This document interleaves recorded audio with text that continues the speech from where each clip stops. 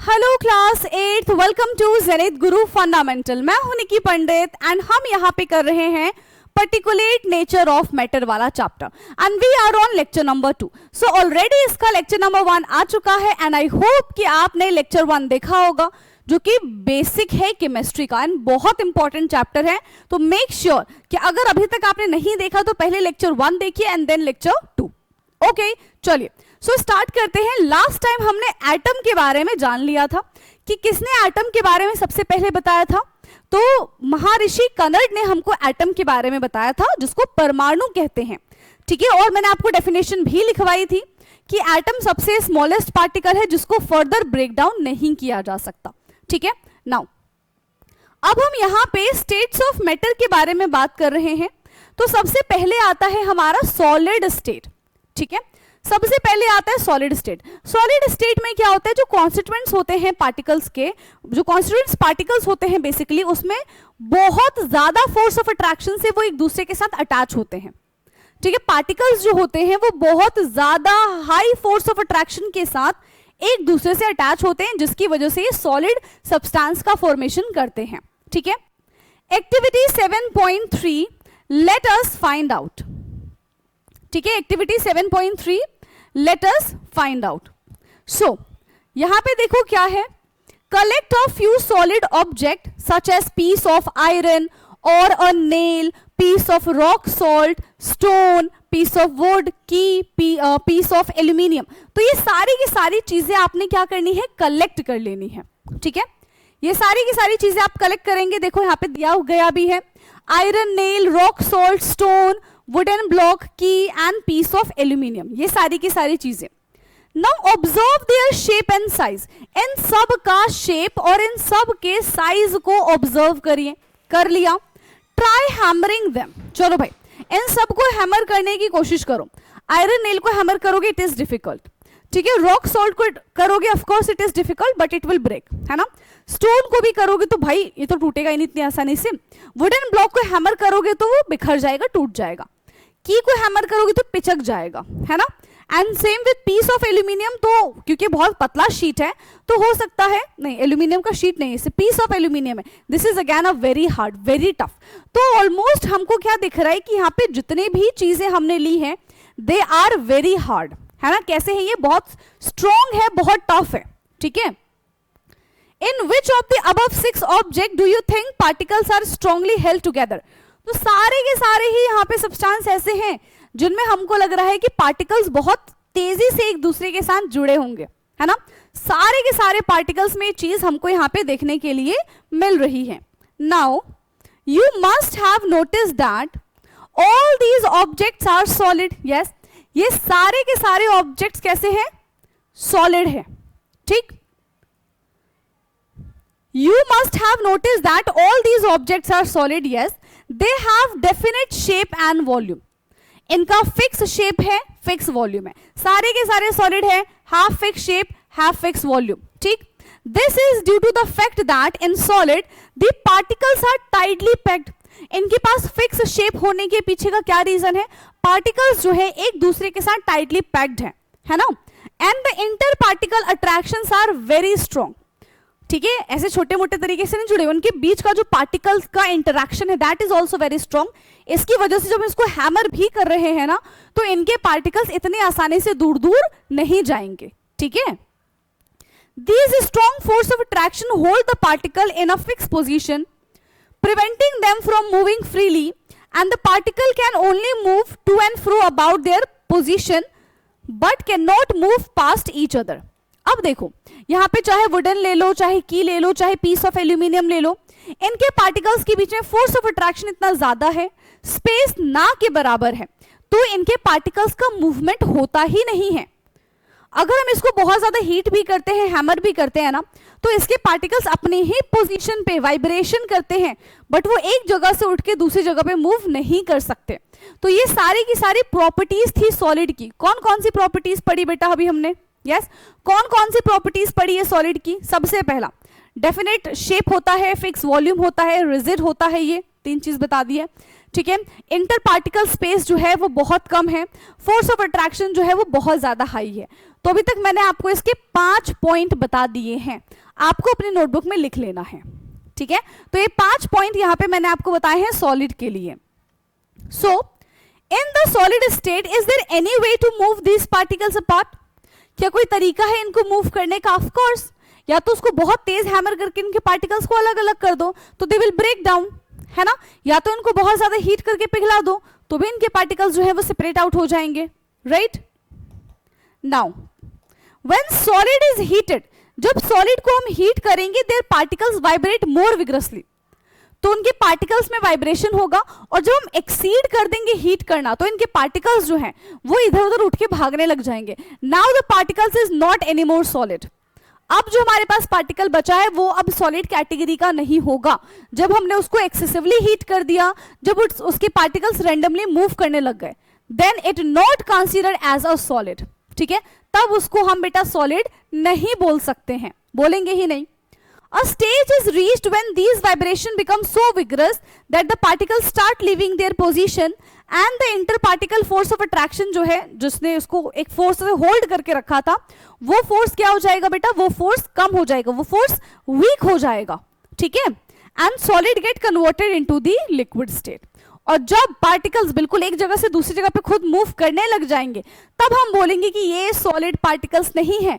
ये कौन से पार्टिकल्स है? ये लिक्विड पार्टिकल्स है, ठीक है। कौन से पार्टिकल्स है बेटा? लिक्विड पार्टिकल्स है। अच्छा, इसका एग्जाम्पल क्या है? तो एग्जाम्पल समझो, हमारे पास बर्फ है, ठीक है। बर्फ कैसा है? सॉलिड है, उसकी फिक्स शेप है, फिक्स वॉल्यूम है, सारी चीजें एकदम फिक्स है। अब हमने उसको क्या किया? हीट दे दिया, हमने उसको टेम्परेचर दे दिया, तो बर्फ अब किस में कन्वर्ट हो जाएगा भाई? पानी में कन्वर्ट हो जाएगा, पानी बहने लग जाएगा। तो सॉलिड का कन्वर्जन यहाँ पे किस में हो गया है? सॉलिड का कन्वर्जन यहाँ पे लिक्विड में हो गया है, ठीक है। सॉलिड का कन्वर्जन बेटा यहाँ पे लिक्विड में हो गया है, ठीक है। Now the temperature at which this happen is the melting point of the solid.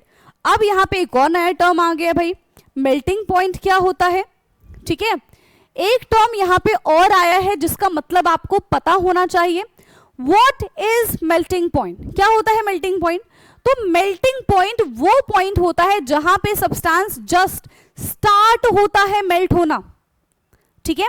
Melting point वो पॉइंट है जहां पे सब्सटेंस जस्ट स्टार्ट होता है मेल्ट होना, that is called melting point, ठीक है। उसी को हम बेटा मेल्टिंग पॉइंट कहते हैं। नाउ देखो, ये सॉलिड है, हमने उसको बहुत सारे हीट दे दिया तो इसके पार्टिकल्स जो है अपनी पोजीशन पे इस तरीके से वाइब्रेट करने लग गए। जब हमने और ही ज्यादा इसको हीट दे दिया और हीट कर दिया तो इसके जो पार्टिकल्स है वो क्या बन गए? इस तरीके से फ्लो करने लग जाएंगे। Now they become liquid. अब इसको भी हम और हीट कर देंगे तो इसके पार्टिकल्स फिर इवापोरेट होने लग जाएंगे and then they become gas, ठीक। तो इस तरीके से यहां पे इंटर कन्वर्जन होता है। आगे बात समझ में? इस तरीके से यहां पे इंटर कन्वर्जन होता है। Now the minimum temperature at which solid melts to become a liquid at atmospheric pressure is called melting point, ठीक है। क्या है मेल्टिंग पॉइंट? वो पॉइंट जहां पे, ठीक है, वो पॉइंट जहां पे सॉलिड जो है किस में कन्वर्ट हो जाता है? लिक्विड में कन्वर्ट हो जाता है एक एटमॉस्फेयर के प्रेशर में, ठीक है। That is called the melting point. Generally in liquid state, particles are somewhat farther away from each other as compared to those in the solid state, ठीक है। सॉलिड स्टेट में पार्टिकल्स जो हैं वो इस तरीके से होते हैं, ठीक है। सॉलिड स्टेट में जो पार्टिकल्स होते हैं बेटा वो इस तरीके से एक दूसरे के साथ गैदर होते हैं। लेकिन जब हम लिक्विड स्टेट के बारे में बात करते हैं तो लिक्विड स्टेट के पार्टिकल्स हमको कुछ इस तरीके से नजर आएंगे। That means they are far away from each other, है ना। सॉलिड की कंपैरिजन में तो ये दूर ही है, इस वजह से फ्लो कर पा रहे हैं, इस वजह से इनके में हमको मूवमेंट देखने के लिए मिल पा रहा है, ठीक। So its particles are farther apart from those in the water. Yes, some solid have weak interparticle force of attraction, so their melting point is low, है ना। कुछ ऐसे सॉलिड होते हैं जिनके बीच में अट्रैक्शन तो है बट वो इतना ज्यादा नहीं है। जितना कम अट्रैक्शन होगा उतना कम इनका क्या हो जाएगा? मेल्टिंग पॉइंट हो जाएगा, ठीक है। जितना ज्यादा अट्रैक्शन होगा उतना ज्यादा उनको हीट देना पड़ेगा मेल्ट होने के लिए, तो उनका मेल्टिंग पॉइंट हाई हो जाएगा। तो ये सॉलिड टू सॉलिड वेरी करता है, सब्सटेंस टू सब्सटेंस वेरी करता है, ठीक है।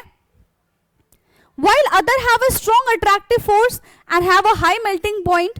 Such examples of solid and their melting points are shown in this table 7.1. ठीक है, तो कुछ यहाँ पे हमारे पास एग्जाम्पल्स दे रखे हैं, जैसे कि देखो सबसे पहला है आइस. आइस का मेल्टिंग पॉइंट कितना होता है? आइस 0 डिग्री पे मेल्ट होना शुरू हो जाता है. ठीक है, याद रखना ये चीज इंपॉर्टेंट है. आइस 0 डिग्री पे मेल्ट होना शुरू हो जाता है. फिर हम बात करते हैं यूरिया के बारे में. ठीक है, फिर हम बात करते, देख रहे हो यहाँ पे यूरिया के बारे में. तो यूरिया 133 डिग्री सेंटीग्रेड पे मेल्ट होना शुरू हो जाता है. That is quite high. अब देखो भाई, इससे भी ज्यादा हाई टेम्परेचर क्या है यहाँ पे? आयरन है. ये और ज्यादा सॉलिड है, इसके पार्टिकल्स के बीच में बहुत ज्यादा इंटरैक्शन है, तो इसको मेल्ट कराने के लिए हमको और ज्यादा टेम्परेचर देना पड़ेगा.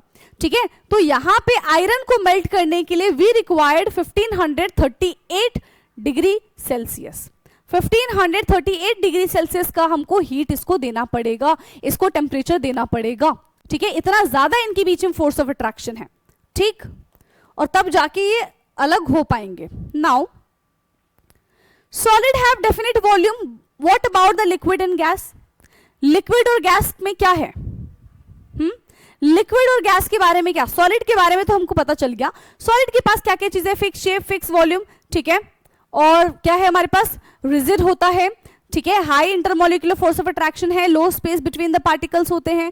अगर हम इनको हीट करेंगे तो ये ज्यादा जल्दी मूव नहीं कर पाते, ये अपने ही पोजीशन पे वाइब्रेशन करना शुरू कर देते हैं. जब एक्सीड हो जाता है heat, then they start transforming into the liquid state. Okay, तो ये पूरी की पूरी कहानी थी सॉलिड के बारे में. अब इसके बाद हम लिक्विड और गैस के बारे में भी पढ़ेंगे. नाउ सेकेंड है हमारे पास 7.2.2, that is the liquid state. तो लिक्विड की खासियत क्या है? हाँ, लिक्विड की बेटा यहां पे खासियत क्या है कि जिस भी कंटेनर में हम लिक्विड को डालेंगे, बिल्कुल ध्यान से सुनो, जिस भी कंटेनर में हम लिक्विड को डालते हैं वो उस कंटेनर का शेप ले लेता है. ये लिक्विड की खासियत है. ठीक है, जिस भी कंटेनर में हम उसको रखेंगे वो उसका शेप ले लेता है. जैसे कि आपने पानी को ग्लास में रखा तो वो ग्लास का शेप ले लेगा, आपने पानी को बोतल में रखा तो वो बोतल का शेप ले लेगा, आपने पानी को जग में रखा तो वो जग का शेप ले लेगा. ठीक है, तो ये पानी की खासियत है. ठीक है, उसकी अचीवमेंट के बारे में बात की जा रही है. Now take 3 clean and dry container of different shapes. ठीक है, हमने 3 अलग अलग कंटेनर ले लिया डिफरेंट शेप्स का, A, B and C. Make a 200 ml level in each container using a marker or by pasting a thin strip of the paper. ठीक है, तो सब पे यहाँ पे 200 ml, 200 ml and 200 ml mark किया गया है. ठीक है, सब में कितना कितना कितना मार्क कर दिया गया? 200 सब में मार्क कर दिया गया. Mark the 200 ml level in each container using a marker or by pasting them into the strip of the paper. ठीक है, now container, fill container A with respect, fill container A with water up to the marked level. ठीक है, तो A को हमें fill करना है कहां तक? जहां तक हमारे पास मार्क्ड लेवल हमको दिख रहा है. ठीक है, वहां तक हमने इसको फिल कर दिया. Carefully transfer the water from container A to container B without spilling and observe the shape and the level of the water. अब जितना पानी हमने बीकर ए में लिया था, कंटेनर ए में लिया था, उतना ही पानी हमको किसमें पोर कर देना है? बी वाले में पोर कर देना बिना गिराए. ठीक है, बी वाले में हम इसको पोर करेंगे वो भी बिना गिराए. ठीक है, अब हमको इसका शेप ऑब्जर्व करना है. हम क्या देखेंगे? इसका शेप और इसका शेप दोनों अलग अलग है. तो जब ग्लास में पानी था तो वो ग्लास का शेप ले लेगा, जब जग में पानी आ जाएगा तो यहां पे वो जग का शेप ले लेगा. किसका शेप ले लेगा बेटा? जग का शेप ले लेगा. ठीक है, Now transfer the same water from container B to C. अब कंटेनर B का पानी कंटेनर C में डाल दो, उसका शेप फिर से अलग है, तो फिर से हमको पानी के हाइट में वेरिएशंस देखने के लिए मिल जाएगा. ठीक, now you will notice that water take the shape of the container in which it is poured, so we can say that liquid do not have a fixed shape and take the shape of the container they are kept in. तो इस activity से हमको क्या पता चलता है? क्या पता चलता है इस एक्टिविटी से? तो बेटा इस एक्टिविटी से हमें यह पता चलता है कि लिक्विड के पास कोई भी फिक्स शेप नहीं होता है, वो जिस कंटेनर में रख जाता है वही उसका फिक्स शेप हो जाता है. ठीक है, वो जिस कंटेनर में रख जाएगा वही उसका फिक्स्ड शेप हो जाएगा. This happens because the particles of liquid are free to move. और ऐसा हो क्यों रहा है? क्योंकि लिक्विड के जो पार्टिकल्स होते हैं वो आजाद होते हैं, वो आजादी से घूमते हैं, इसीलिए ऐसा देखने के लिए मिलता है। ठीक, in all the three container the water level remain at 200 ml and no change in volume is observed, hence we can say that liquid have a definite volume. ठीक है, अब यहाँ पे क्या कह रहे हैं, तीनों कंटेनर में जो वाटर लेवल है इट रिमेन सेम। ठीक है, it remain same at 2000 ml and no change in volume is observe. And यहाँ पे हमको कोई भी वॉल्यूम का चेंज ऑब्जर्व होते हुए नहीं दिखेगा, एंड इसी को हम डेफिनेट वॉल्यूम कहते हैं। ठीक है, इसी को हम डेफिनेट वॉल्यूम कहते हैं।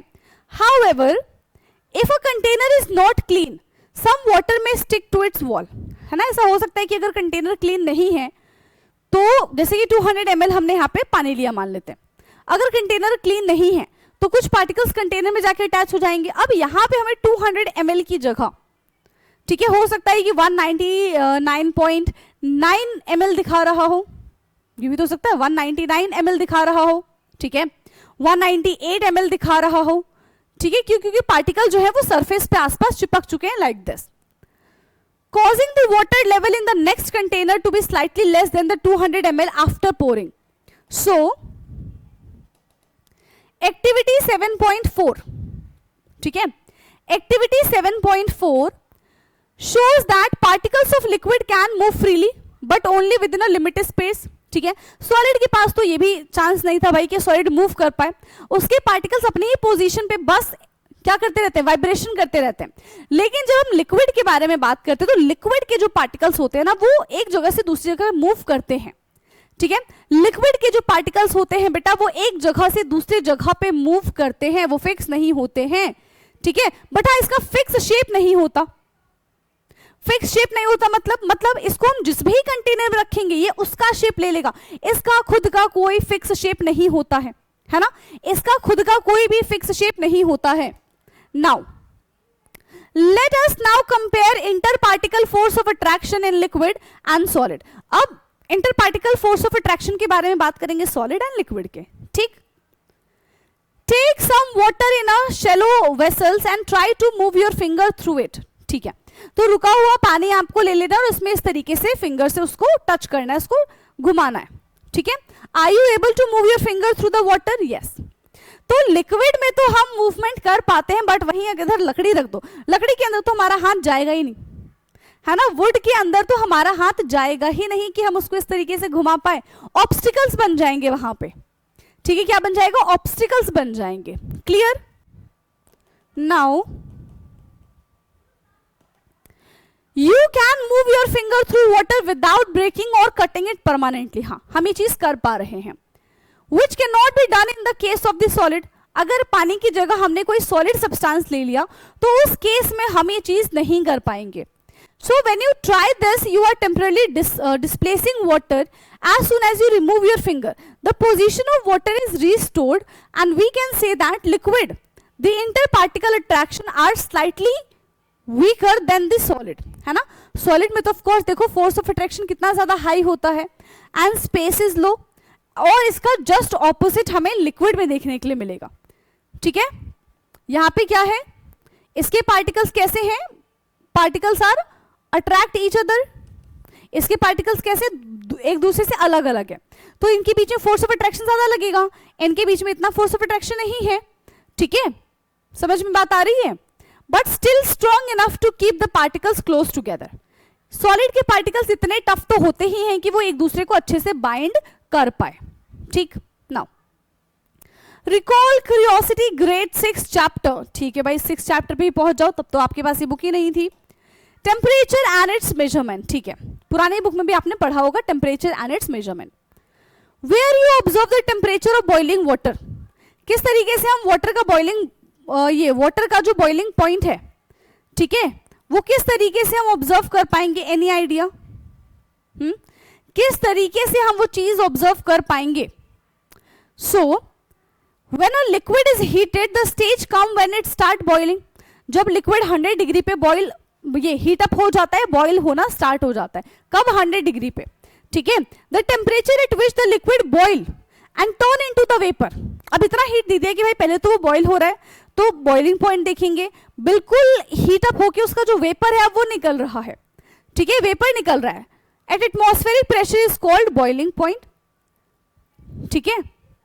The movement of particle becomes so vigorous that they move apart from each other, resulting in decrease in the interparticle forces of attraction। देखो क्या हो रहा है, सॉलिड को हमारे पास सब्सटेंस था, हमने इसको हीट दिया तो ये लिक्विड में कन्वर्ट हो जाएगा, फिर हम इसको और हीट दे रहे हैं तो ये हमारा गैस में कन्वर्ट हो जाएगा। और इनके फिर अपने स्पेसिफिक नेम्स भी होते हैं कि सॉलिड से लिक्विड में कन्वर्जन क्या होता है, लिक्विड से गैस में कन्वर्जन क्या होता है, सॉलिड से गैस में कन्वर्जन क्या होता है, सॉलिड से ये सॉलिड से गैस वाला हो गया, सॉलिड से हम ऐसा बोल सकते हैं लिक्विड में क्या कन्वर्जन है, गैस का सॉलिड से क्या कन्वर्जन है, ये भी हम यहां पे देख सकते हैं, ठीक। Now eventually the constituent particles are escape from the liquid state and the liquid is converted into vapor or gaseous state। तो सॉलिड से बनता है लिक्विड, जब हम उसको हीट करेंगे, जब हम उसको टेम्परेचर देंगे, लिक्विड से बनता है गैस यानी कि वेपर, ठीक है, क्या बनेगा, वेपर बन जाएगा। I have seen that spill water disappear after some time, did it happen at any temperature? अभी आप जमीन पे पानी गिरा दो, मिट्टी वाले जमीन पे, ठीक है, अभी आप यहाँ पे मिट्टी वाले जमीन पे, ठीक है, फर्श पे नहीं, पानी गिरा दो, कुछ टाइम के बाद क्या होगा, पानी पूरा का पूरा गायब हो जाएगा। यहाँ पे अगर मार्बल पे भी गिराओगे तो फैन चलाना पड़ेगा क्योंकि वही एक हमारे पास सोर्स है जो पानी को इवापोरेट कर सके, ठीक है। लेकिन सॉइल में क्या होता है, कुछ पार्ट्स जो होते हैं वो ग्राउंड एब्जॉर्ब कर लेती है, कुछ पार्ट जो होते हैं वो सन की रेज एब्जॉर्ब कर लेती हैं, ठीक है, ओके, समझ में आ रहा है। तो जैसे ही देखो यहां पे पानी हमने गिराया तो पानी किस में कन्वर्ट हो जाएगा, हीट की वजह से, कुछ तो एब्जॉर्ब हो गया और कुछ यहां पे इवापोरेट हो गया यानी कि वेपर में कन्वर्ट हो गया है। कुछ वाटर जो है हीट की वजह से यहां पे वेपर में कन्वर्ट हो जाएंगे, ठीक है, okay. Now at the boiling point the formation of vapour is very fast. Boiling point में क्या होता है, वेपर बहुत जल्दी बन जाता है, ठीक है, ऑलरेडी वाटर हीट होता है, occur only at the surface but also within the liquid and this process is observed as bubble formation in the liquid। हाँ, हमें कैसे पता चलेगा कि पानी हमारा गर्म हो चुका है और अब वो वेपर में कन्वर्ट होना चाहता है। आज की बात से कभी भी जब आप पानी उबालो चाय के लिए, ठीक है, तो पानी में देखना जब पानी 100 डिग्री से ज्यादा बॉईल हो जाता है तो उसमें हमको बबल्स देखने के लिए मिलते हैं उसके बॉटम पे, ठीक है। दैट बबल्स इंडिकेट कि भाई पूरे के पूरे जो गैसियस पार्टिकल्स है अब वो यहां से इवापोरेट होने की तैयारी कर रहे हैं, उनको यहां से अब जाना है, ठीक है। सो सॉलिड से लिक्विड में कन्वर्जन हो सकता है, लिक्विड से गैस में कन्वर्जन हो सकता है, गैस से सॉलिड में भी कन्वर्जन पॉसिबल है बेटा, ठीक। Now the boiling point through slowly and only at the surface, this shore the process is known as evaporation about which you have learned in earlier grades, ठीक है। तो सबसे पहले हम यहाँ पे इवापोरेशन के बारे में बात करते हैं। क्या होता है evaporation, evaporation is the surface phenomena, ठीक है। कैसा फिनोमिना है ये हमारे पास, ये हमारे पास सरफेस फिनोमिना है, मतलब सिर्फ सरफेस का पानी ही इवापोरेट होता है। बॉइलिंग में हर पानी इवापोरेट हो सकता है बट इवापोरेशन में सिर्फ और सिर्फ सरफेस का पानी ही इवापोरेट होता है, ठीक है, ओके। नाउ तो ये हमने लिक्विड के बारे में जान लिया। नाउ अब हम बात करेंगे गैसेस के बारे में। लिक्विड की प्रॉपर्टी बता दूं एक बार फिर से, लिक्विड के पास फिक्स शेप नहीं होता है, फिक्स मास है, ठीक है, फिक्स वॉल्यूम है बट फिक्स शेप नहीं है। लिक्विड के पार्टिकल्स के अगर बारे में बात करें तो इंटरमॉलिक्यूलर स्पेस जो है वो ज्यादा होता है सॉलिड की कंपैरिजन में एंड फोर्स ऑफ अट्रैक्शन लो होता है सॉलिड की कंपैरिजन में, ठीक है, क्लियर है इतना। चलो अब गैस के बारे में बात करते हैं। Do gas also have fix volume, no, ठीक है, गैसेस के पास फिक्स वॉल्यूम नहीं होता। कैसे फिक्स वॉल्यूम नहीं है बताएंगे, हाँ।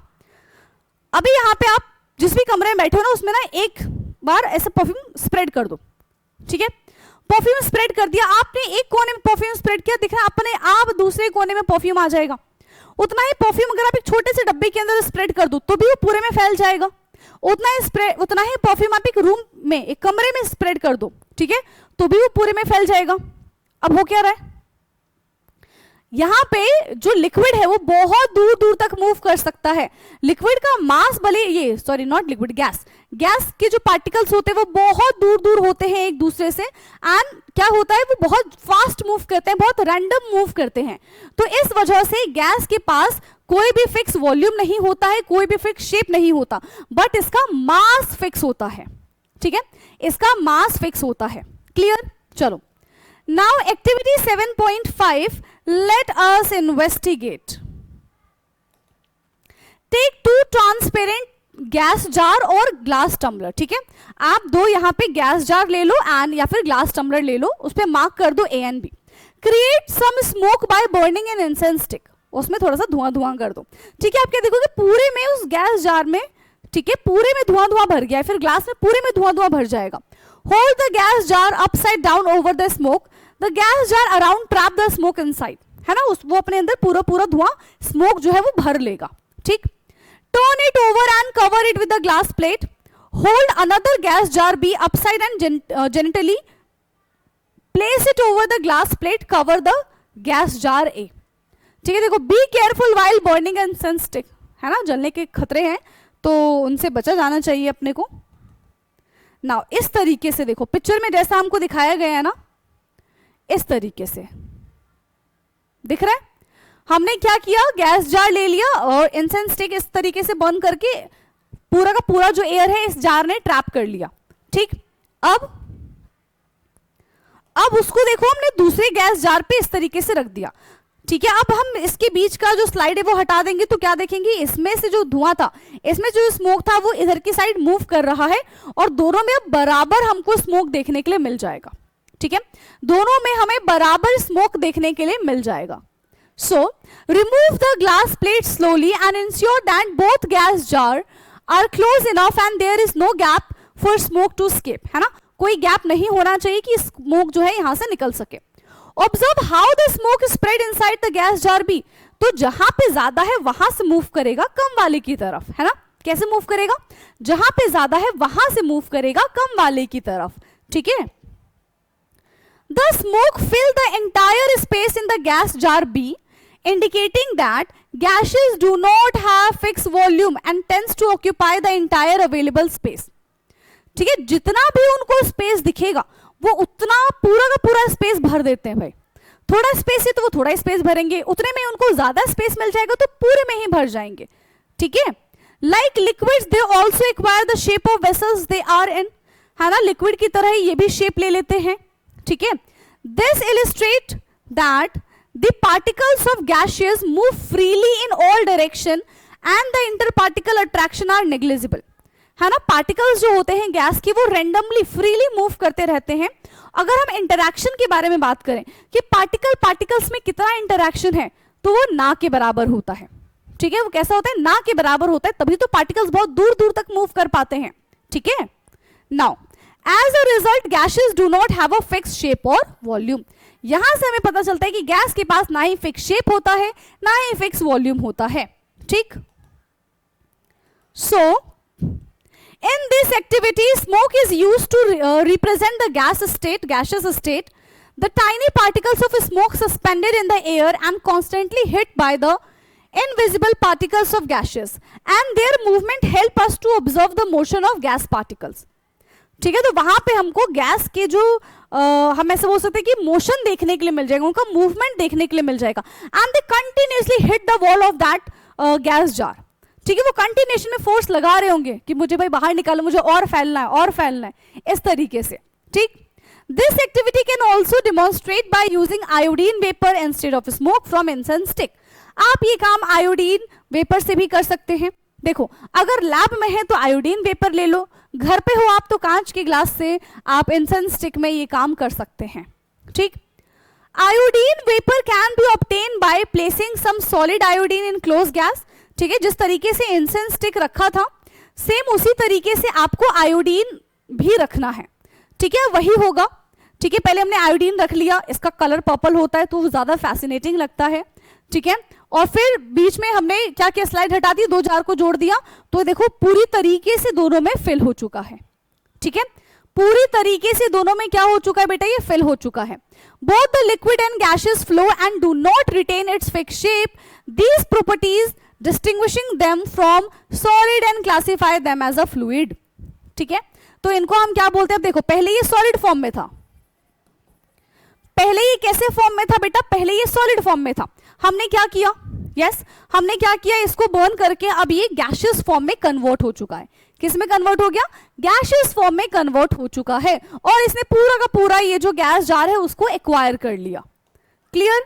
तो गैस की क्या क्या प्रॉपर्टी है, गैस के पास फिक्स शेप नहीं होता है, फिक्स वॉल्यूम नहीं होता है, फिक्स मास होता है. ठीक है, फिक्स मास इनके पास होता है. इंटर पार्टिकल स्पेस के बारे में बात करें तो भाई बहुत ज्यादा स्पेस होता है. इंटरैक्शन के बारे में बात करें तो ना के बारे में, ना के हमें सोचते हैं ना के बराबर इंटरैक्शन है इनके बीच में. ठीक है, तो ये कुछ प्रॉपर्टीज थी सॉलिड, लिक्विड और गैस की जो हमने आज की क्लास में जानी है. अब लास्ट क्लास एक और होगी इस पे जिसमें हम इस चैप्टर को कंप्लीट कर देंगे. ठीक है, लेक्चर नंबर 3 एक और आएगा इस पे जिसमें बाकी का जितना भी पोर्शन बचा हुआ है we will cover that. Okay, so जितनी भी चीजें आज की क्लास में बताई गई है मेक श्योर कि आपको समझ में आया होगा. अगर कोई टॉपिक या फिर कुछ भी पॉइंट ऐसा रह जाता है जो आपने मिस कर दिया हो या फिर आपको समझ में नहीं आया हो, आप कमेंट कर लीजिएगा, आपको आपके हर एक कमेंट का जवाब मिल जाएगा. ओके, सो अब हमारी मुलाकात होगी अपने लेक्चर नंबर 3 में. तब तक के लिए पढ़ते रहिए. Thank you so much and good night everyone. Bye bye, take care.